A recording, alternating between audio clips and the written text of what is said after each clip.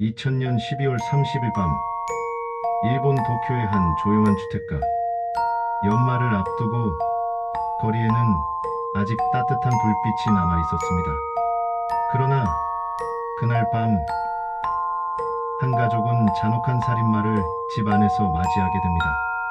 도쿄 세타가야 구에 살던 미야자와 가족, 아버지, 어머니, 그리고 두 남매.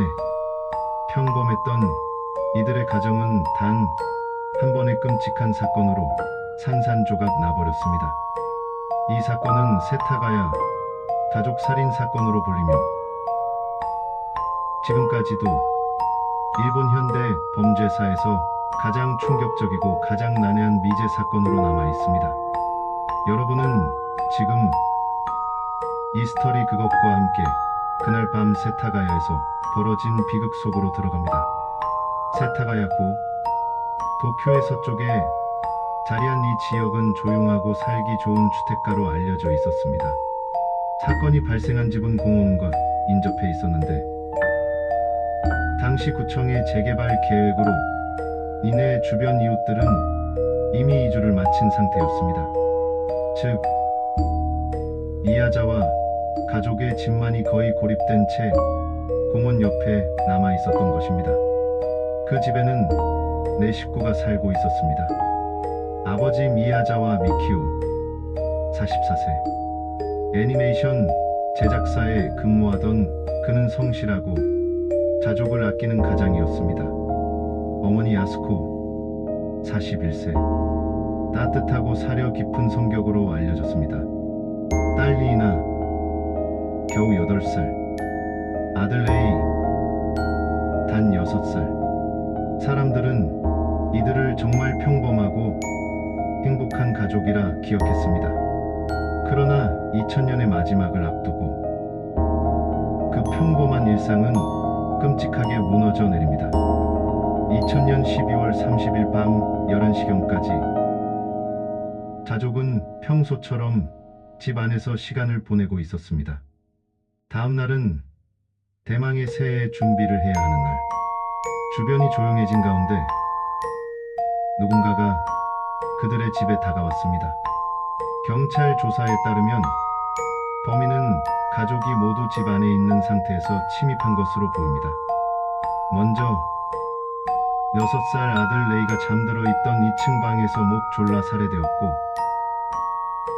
뒤이어 아버지 미키오가 침입자를 발견하고 맞섰다가 칼에 찔려 쓰러졌습니다. 어머니 야스코와 8살 딸 리나 역시 피하려 했지만 결국 범인의 잔혹한 칼날에 희생되었습니다. 그날 밤 한 가족 모두가 단 몇 시간 사이에 잔혹하게 살해당한 것입니다. 다음날 미야자와 가족의 친척이 연락이 닿지 않자 집을 찾았습니다. 그곳에서 마주한 것은 피로 물든 참혹한 광경. 곧 경찰에 신고되었고 도쿄도 경찰청은 대대적인 수사에 착수했습니다. 당시 일본은 연말 분위기로 들떠 있었지만 이 사건은 전국을 충격과 공포로 몰아넣었습니다. 놀라운 점은 범인이 집 안에서 남긴 수많은 흔적이었습니다. 범인은 집 안의 컴퓨터를 사용해 인터넷 접속을 시도했습니다. 냉장고를 열고 아이스크림을 먹고 부엌에서 음식을 꺼내 먹은 흔적이 있었습니다. 화장실에서 배변을 보고 휴지로 닦지 않은 채 그대로 두고 갔습니다. 집 안에서 옷을 갈아입은 뒤 자신의 피 묻은 옷가지를 그대로 남겨두고 떠났습니다. 즉, 범인은 마치 집을 자기 집처럼 사용하며 여유를 부렸던 것입니다. 게다가 경찰은 범인이 남긴 DNA와 지문까지 확보했습니다. 범행 도구, 털은, 발자국, 심지어 범인의 가방과 옷가지까지. 그야말로 범인의 흔적이 산더미처럼 남아 있었습니다. 그럼에도 불구하고 범인은 지금까지 잡히지 않았습니다. 경찰 수사에서 밝혀진 몇 가지 단서는 다음과 같습니다. 범인의 혈액형은 A형, DNA 검사 결과 어머니 쪽은 동남아시아 계통, 아버지 쪽은 한국계일 가능성이 높다는 결과가 나왔습니다. 범인의 옷은 일본에서는 흔치 않은 브랜드였으며 일부는 한국이나 해외에서만 판매되던 제품이었습니다.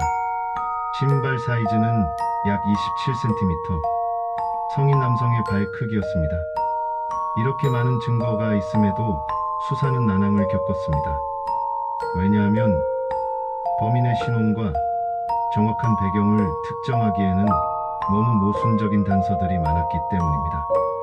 수사관들과 범죄 심리학자들은 범인이 보인 행동 패턴에 주목했습니다.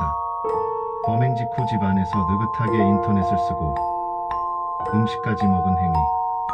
이는 단순한 충동 범죄라기보다는 심리적으로 뒤틀린 자신감이나 비정상적인 정신 상태를 암시한다고 분석됩니다. 또한 범인은 살해 과정에서 심각한 상해를 입어 피를 많이 흘렸습니다. 그럼에도 불구하고 도주 후 병원 기록은 전혀 발견되지 않았습니다. 범인은 어디서 왔으며 어디로 사라진 것일까요? 세타가야 사건은 일본 사회에 큰 충격을 안겼습니다. 안전하다고 여겨지던 주택가, 그것도 가족이 모두 있는 집에서 일어난 대량 살인.